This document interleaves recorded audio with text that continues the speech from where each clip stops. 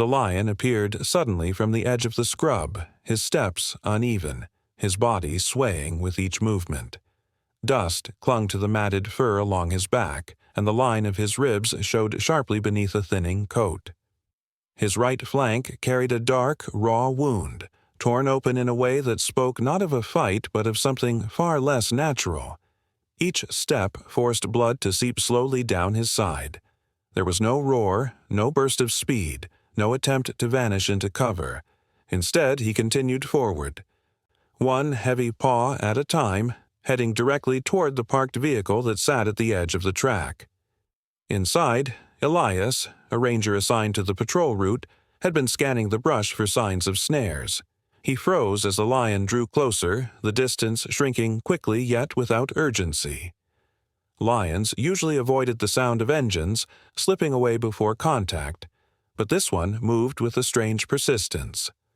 The head lowered slightly, not in a sign of threat but as if weighed down by exhaustion. The animal did not veer away. He did not pause. He was coming closer, deliberate in his weakness. Elias stepped out quietly, boots pressing into the hot earth. His hands stayed low, movement slow, no sudden gesture that might cause alarm. The lion was only 30 meters away now, close enough that Elias could see the ragged edges of flesh along the wound, the way the muscles beneath quivered with each breath. The sound of his labored panting carried in the still air, uneven and shallow. It was clear what stood at risk. If the lion collapsed here in the open, he would not rise again. If infection spread from the wound, it would finish him within days. The distance closed further. Elias remained where he was, body steady. The lion halted at last, not charging, not crouching, but lowering his body slightly as if easing the weight from his injured side. His tail flicked once, weakly, then stilled. The silence in that moment was stark, the kind that pressed against the chest. For a long moment neither moved. Flies gathered along the wound, tracing the torn edges of flesh. Elias could see rope fibers tangled in the crusted blood, the unmistakable mark of a snare. It was not a wound from another lion or from prey. This was human-made, and it had cut deep. The lion's decision to walk toward the vehicle now carried its own meaning. He had not run, he had not hidden, he had come forward, though every step carried pain. If he stayed standing, there was a chance to keep him alive until help arrived. If he dropped where he stood, there would be nothing anyone could do. The ranger lifted his radio slowly, voice steady as he called for the mobile veterinary unit. His words were short, factual, without urgency, but clear enough that the weight behind them carried through. When he finished, he lowered the radio again, keeping his eyes on the lion. The animal blinked once, a heavy, deliberate motion, before exhaling in a rough, rattling breath. His chest rose and fell in slow heaves, as if each inhale cost him strength. The sun pressed down harder, the light flattening the scrub and heating the air between them. Elias did not move closer, but he did not step away either. He understood the stakes. A lion that was injured could choose to lash out if startled. Yet if he turned back to the safety of the vehicle, the animal might falter, and the distance between them would be lost. He stayed where he was, still and quiet, so that the lion did not stand alone. The silence stretched, broken only by the faint sound of insects and the irregular breath of the wounded animal. The lion shifted his stance once, a shudder passing through his frame as his leg trembled beneath him. His head dipped lower, closer to the ground, then lifted slightly as though testing whether he had the strength to remain upright. For now, he stood. But the weight of the moment was plain. If he toppled, it would be the end. If he endured, there was still a narrow path back to survival. Elias stepped from the truck into the hard light of mid-morning, the heat already rising from the earth in faint waves. He let the door close softly behind him and kept his arms at his sides. Ahead, the lion had slowed. 10 paces away, he lowered his head, not with the tense readiness of an attack, but with the heaviness of an animal drained to its core. His chest worked unevenly, ribs shifting beneath the skin, breath drawn in broken pulls that sounded closer to a groan than a roar. Elias did not move. He stood where the lion could see him fully, his posture steady, offering neither threat nor retreat. For long seconds the air felt suspended. The only sound was the thin hum of cicadas in the brush. Dust lifted from the lion's paws each time he shifted his weight.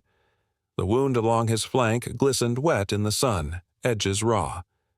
Flies circling where blood still seeped. The body swayed gently, each tremor passing through him like a signal of what would follow if he dropped. Elias understood what was balanced here. If the lion gave way now, the weight of his own body would crush his lungs and he would not rise again. If Elias stepped back to the safety of the truck, the animal would have no reason left to stand. He spoke once, his voice low and level. "Easy, just hold on."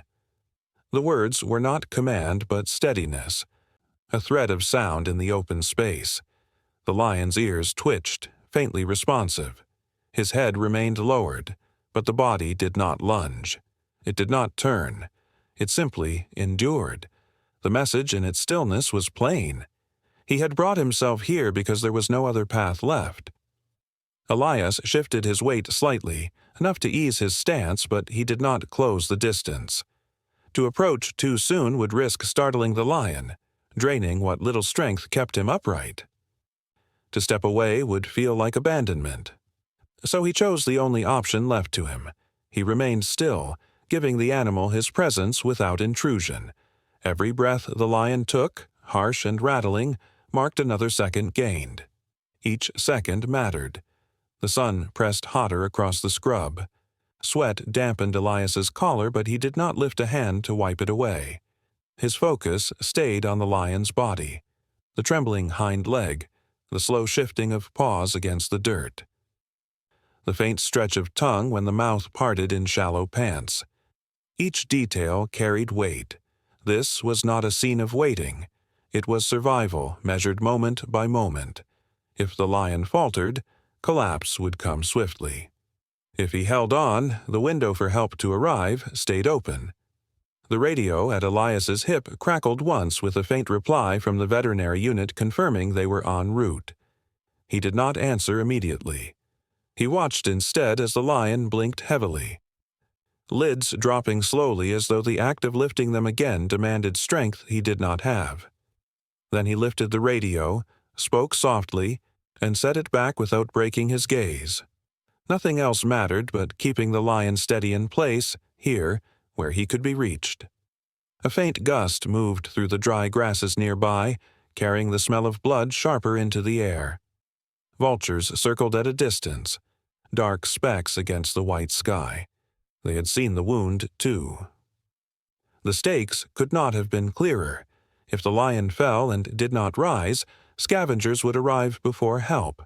If Elias's stillness gave the animal a reason to remain standing, there remained a chance for survival. Minutes stretched into what felt longer, the two locked in a quiet standoff of endurance. The ranger rooted himself into the dust, unmoving.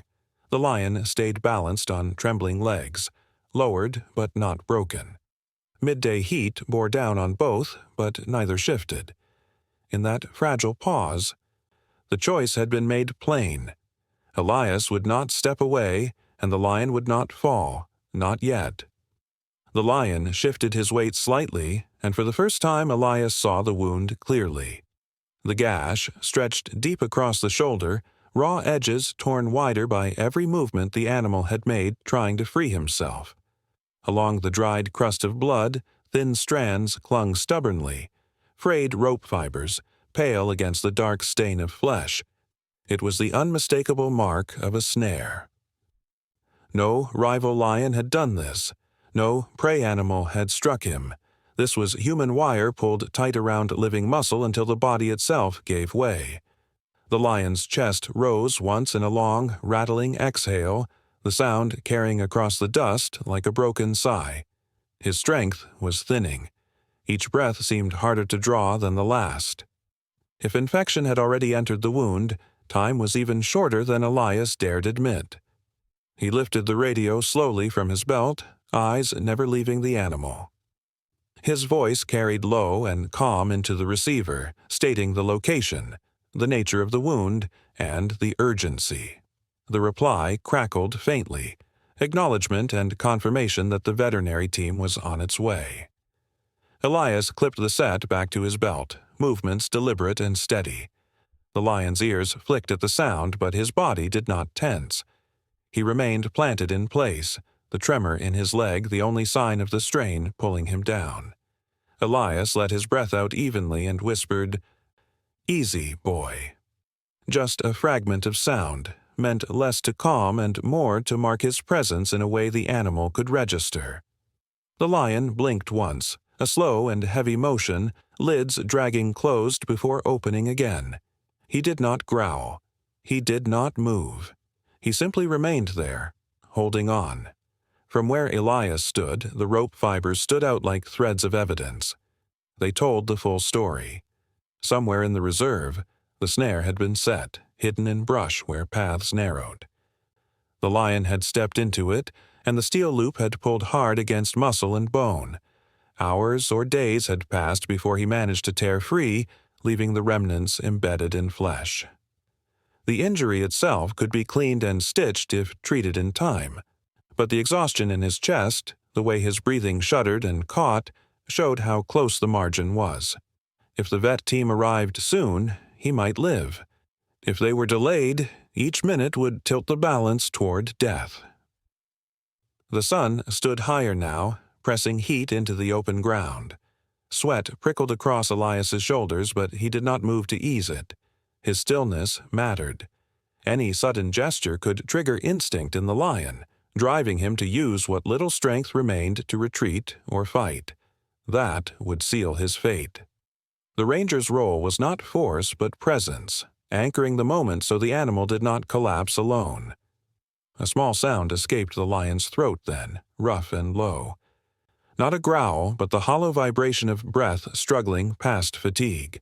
His flank heaved once, then again, chest rising sharply before falling in a slow, quivering rhythm. Elias watched closely, measuring each inhale, counting the gaps between them. Each one was a test. Each one carried the plain fact. If his body failed in this simple act, nothing else could be done. The lion lifted his head fractionally, eyes unfocused for a moment before locking again on the man standing nearby. The connection was brief but steady, a silent acknowledgement that neither would move until the others arrived. Between them hung the truth. The rope had nearly ended him. Infection waited close behind. Help was coming, but time was thin. If he could stay upright, he might survive. If he faltered before they reached him, the bush would claim him instead. Heat shimmered above the ground, rising in waves from the hard earth as midday pressed down. The air was heavy, each breath warm and dry against the throat. Elias reached for the canteen at his side, his movements measured and slow. Every shift of his body meant to keep the lion calm. The animal's chest rose in jagged pulls, each exhale rattling out of him as if it might be the last. His mouth opened slightly with the strain of panting, tongue dry, lips cracked with dust. The need for water was written plainly in his body. Elias crouched halfway, letting the canteen tilt. A thin stream of water spilled onto the soil, darkening the dust as it spread into a shallow pool. The sound was soft, but carried in the silence. The lion's ears twitched once, his head turning fractionally toward the sound. His legs trembled as he shifted forward, then steadied again, the wound along his shoulder stretching with the effort. For a long moment, he stood unmoving, only the slow pulse of his sides betraying how badly his body wanted what lay at his feet. Then he bent. His great head lowered, closer and closer until the tongue slid out across the dust, dragging water into his mouth. The first contact was clumsy, shallow, more dust than water. But he lapped again and again, drawing the thin layer of moisture into himself. Elias stayed still, crouched but not reaching forward, watching the small rhythm form. Each lap was a decision. Each swallow another second claimed back from the slope of death. The lion paused once, lifting his head with a shudder that ran down his entire body. His chest heaved as he exhaled, breath thick with heat. He closed his eyes briefly, then bent again, tongue rasping softly against the soil-darkened water. The canteen tipped once more, refilling the pool in slow measures. Elias whispered low, almost inaudible, "That's it." The words carried no command, only presence. The closeness of the act carried its own weight. Lions did not choose to draw near to humans unless driven beyond instinct.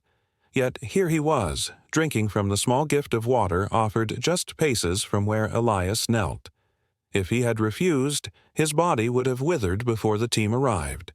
If he accepted and held on, there remained a path toward survival. Every lap of his tongue marked where the choice had been made. After minutes that felt longer, the lion stopped. His head lifted slowly, heavy with fatigue. Water and dust clung to his whiskers, darkening the fur around his muzzle. His eyes opened, finding Elias briefly before drifting unfocused again. A deep breath shuddered out of him, rough but fuller than before. The space between them felt suspended, the silence broken only by the faint drip of the canteen and the lion's unsteady panting. Elias capped the canteen gently and let it rest at his side. The lion swayed once, then steadied himself again, legs locked through trembling. The small act of water had given him something to hold on to. It would not heal the wound or remove the fibers embedded in his flesh, but it had bought him time, and in this moment, time was survival. If he could keep standing until the veterinary team arrived, he might live. If his strength gave out again, even this brief reprieve would not be enough. The air around them held still, pressed beneath the weight of the sun. Elias watched the lion's chest rise, slower now, more measured, each breath a little stronger than the last. What had just passed was fragile, but it was decisive. The lion had accepted the water, and with it the smallest margin of hope. By late afternoon, the hum of the mobile veterinary unit carried across the dry plain, the sound low and steady as it drew closer along the dirt track. Elias lifted his hand in a slow signal, never breaking his line of sight with the lion. The animal had not moved far since midday, only shifting his weight when his legs trembled too strongly to hold still. His breathing remained ragged but steady enough that he endured. The truck stopped a short distance away, the dust settling around its wheels. From the back, the team stepped down carefully, their movements deliberate, equipment carried with quiet precision. One of the vets prepared the dart, loading the sedative with calm hands. Elias gave a single nod, stepping back half a pace but keeping his presence visible to the lion. The shot cracked softly, the dart sinking into the haunch. The lion flinched but did not bolt. Instead, he shuddered, his legs locking hard before slowly easing as the drug took hold. His head lowered gradually, the weight too much to hold, and with a heavy sigh he eased himself to the ground. There was no resistance, no final effort to rise. His body trembled once, then stilled in the shallow rhythm of sedation. The team moved in, voices kept to hushed tones. They circled around the wound, unpacking sterile cloths, saline, and surgical tools. Elias dropped to one knee a short distance away, dust coating his trousers, his boots pressed deep into the soil. He remained where the lion could still sense him nearby, a quiet anchor in the middle of the careful commotion. The vets worked quickly but not rushed, each action precise. Water flushed the wound first, washing away the caked blood and dirt. The torn flesh revealed itself more fully then, jagged and deep, surrounding muscle strained from days of dragging free of the snare. The rope fibers were embedded far into the tissue. Forceps drew them out one by one, thin strands of coarse material that had cut their way deep under the skin. Each fragment lifted from the wound told the same story of struggle, how the lion had fought the tightening loop until it gave way. The gash stretched wide, but beneath it, the tissue was still alive, still able to heal if kept clean. Elias watched as the pile of discarded rope fibers grew, darkened by blood and saline. When the wound was fully cleared, stitching began. The vet leaned in close, threading the torn flesh together in careful rows. It was a long process. Hours passed in the heat, the sun lowering in the sky while the work continued. Flies buzzed around but were brushed away. Clean gauze pressed over the wound as new rows of stitches closed what the snare had torn open. Through it all, the lion's chest rose in a steady rhythm under sedation, each breath shallow but consistent. The line of ribs still showed, but there was strength in the heartbeat that pressed faintly under his skin. Elias kept his eyes fixed on the lion's face, the whiskers twitching faintly even in unconsciousness, the muzzle still marked by dried dust and water. He did not move closer, but his presence remained constant, a silent witness to the work being done. The ground around him was coated with grit, his knees pressed into it until it clung thick to the fabric. Hours of stillness marked his vigil, but he did not shift away. When the final stitches were tied, the vets cleaned the site once more, applied salve, and wrapped the area in loose protective dressing. The sedative would wear off soon, they explained, and the lion would wake slowly, his body heavy but his wound secure. The task now was simple but absolute. Allow him space to rise. If he woke in panic, the wound could tear. If he woke up steady, there was a chance for full healing. The sun dropped lower, painting long shadows across the scrub. Elias remained kneeling, the dust thick on his boots, the smell of blood and antiseptic hanging in the air. The lion lay quiet, stitched and still, a body held between the past struggle and the possibility of survival. Everything now rested on what came when he opened his eyes again. Dawn broke quietly over the reserve, the first light stretching pale across the scrub. The air was cool for a brief hour before the sun would climb and heat the ground again. Elias stood a short distance from where the lion had been left through the night, stitched and bandaged, the sedation finally fading from his body. The others kept back, equipment packed, ready to retreat if the animal woke restless. The ground smelled faintly of antiseptic and dust, a reminder of the long hours spent fighting against what the snare had nearly claimed. A low sound carried through the stillness, a rough groan pressed from the lion's throat as his body shifted. His legs twitched first, pushing against the earth without finding purchase. Then his head lifted slowly, unsteady under its own weight. The stitched flank pulled tight with the movement, and his chest shuddered as if the effort alone might break him. Elias did not move. He stayed rooted in the dust, hands at his sides, body still, watching as the lion's eyes cracked open against the morning light. The gaze settled on him almost at once. For a long moment it lingered, the pupils narrowing, the lids heavy but focused. Elias felt the weight of it, not threat, not challenge, but recognition. He had been there in the hours of weakness, in the silence where survival tilted toward loss. Now, as the lion measured his strength, that memory seemed to hold between them. With a surprising surge, the lion gathered himself, his forelegs braced, hindquarters trembling, and slowly, with a deep exhale that sounded closer to a growl of effort than aggression, he pushed upright. Dust scattered beneath his paws as he rose to full height, taller now in the morning light though swaying heavily from weakness. The stitched wound strained but held. Each breath came sharp, but he did not falter back to the ground. He stood. Against the odds, he stood. Elias kept still. His heart steady in his chest, though the risk was plain. A newly waking lion could lash out from confusion. A weak body could still summon dangerous strength. But the animal did not bare his teeth. He did not lower into a crouch. Instead, he began to limp forward, step by careful step, closing the space between them. Every pace sent a tremor through his frame, but he did not stop. When he reached Elias, he did not turn aside into cover as instinct should have led him. He passed close instead, so near that the stitched flank brushed against the ranger's trousers. The contact was light but deliberate, a body choosing proximity rather than distance. Elias did not reach out, did not speak, only held his ground. The lion's fur carried the smell of earth and blood. His heat felt even in the cool morning air. The ranger knew the stakes with clarity. If the lion rejected him now, if panic rose, the stitches could tear, and the work of hours would be undone. If he steadied himself through this passage, the wound would have a chance to heal. The animal's choice held the answer.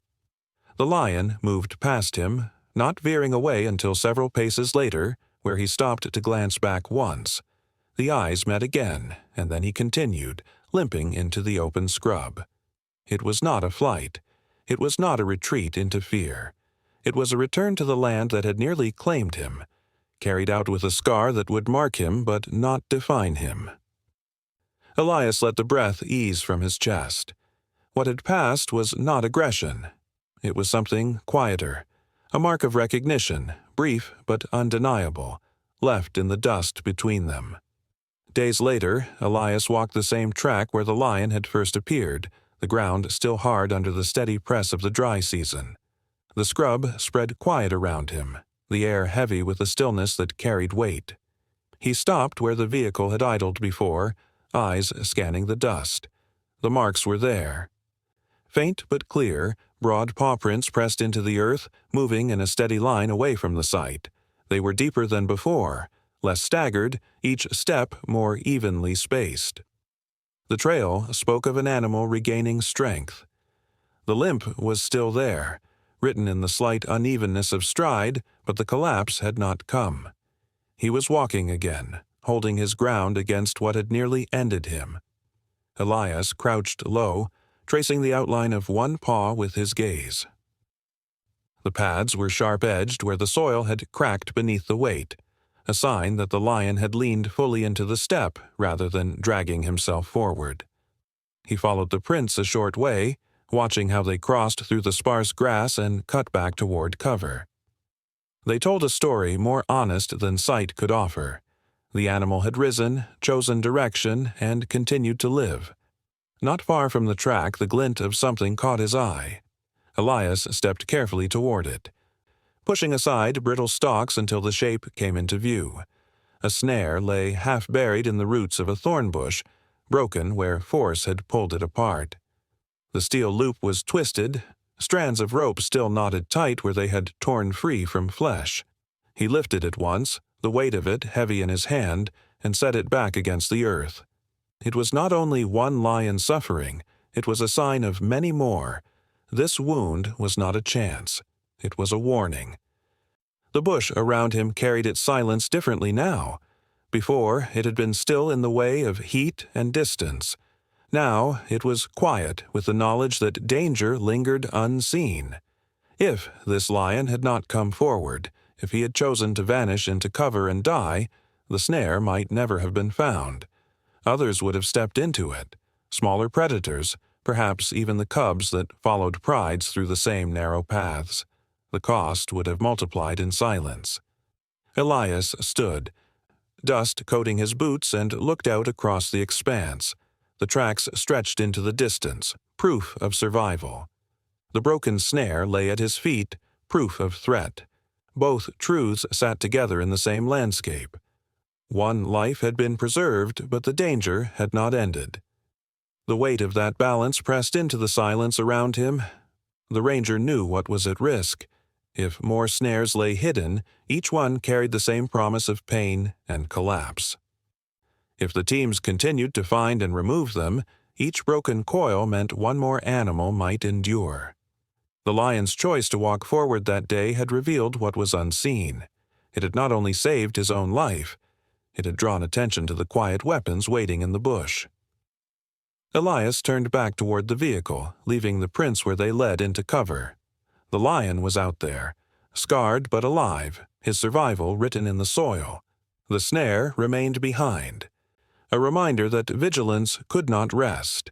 In the silence of the reserve, the weight of that truth held steady. One animal's step had carried more than his own life. Weeks passed before the lion was seen again. The reserve had shifted into its leaner rhythm of late season, the grass drawn thin, the light sharper across the plains. Rangers moving along a ridge caught sight of him first, broad frame cutting through the brush, head lowered in the steady focus of the hunt. His stride was stronger now, each step placed with more certainty than before.